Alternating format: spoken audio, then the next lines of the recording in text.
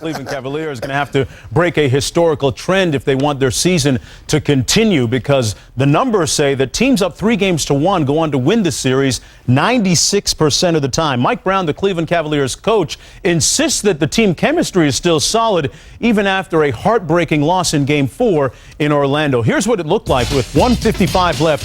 LeBron makes it a one-point game. What do they do against this?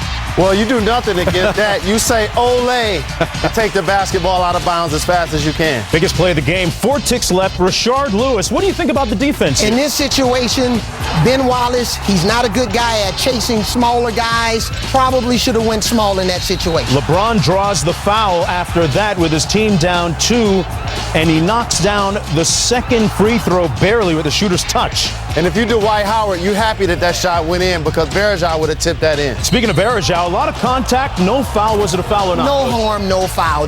Both, they were holding each other. Tied at 100, we go into overtime, and that's where Superman got his game on. He had 10 of his 27 in the extra frame. LeBron with a circus shot there, but he had some real head-scratching turnovers, guys, in this game. Big three here, Jalen. Yes, it was. When he makes that shot right there, you feel like, you know what, the Cavs may actually find a way to pull out this game. But in the end, he missed that three-pointer, which would have given them a one-point win. Instead, the Orlando Magic go on to win it 116-114, now up 3-1, heading into Cleveland tonight. And Mo Williams' guarantee looking a little bit hollow right now for the Cavaliers. Dwight Howard, meanwhile, has been extremely efficient scoring the ball in the playoffs. He becomes only the 7th player in NBA history to average at least 20 points per game while shooting at least 60% from the field in a single postseason in which he played at least 10 games. Joining a list of some of the great ones, Howard joins Kareem as the only player on the list to also average 15-plus rebounds per game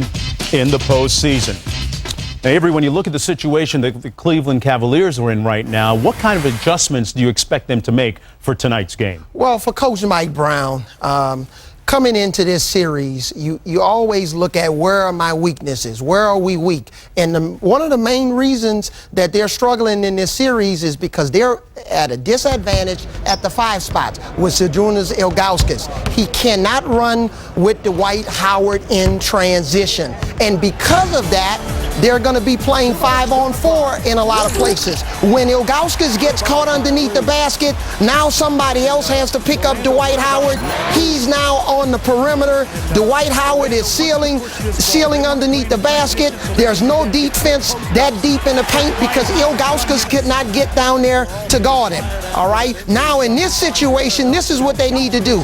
Play pick and pop with Ilgauskas more at the top of the floor. Then he can get a head start.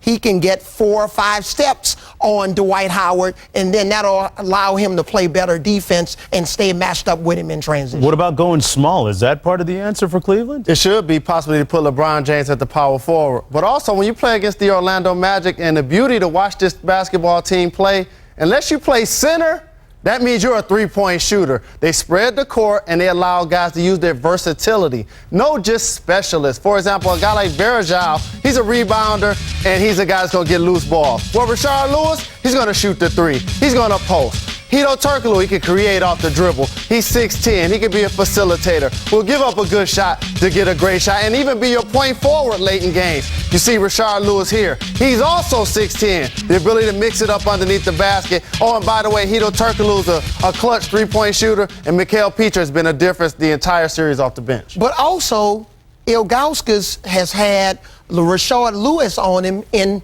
the post. He wants to shoot 3. 0 for 6 yeah, from 3. Get down in the post. That's the time to post. Shoot your little jump hook. Orlando trying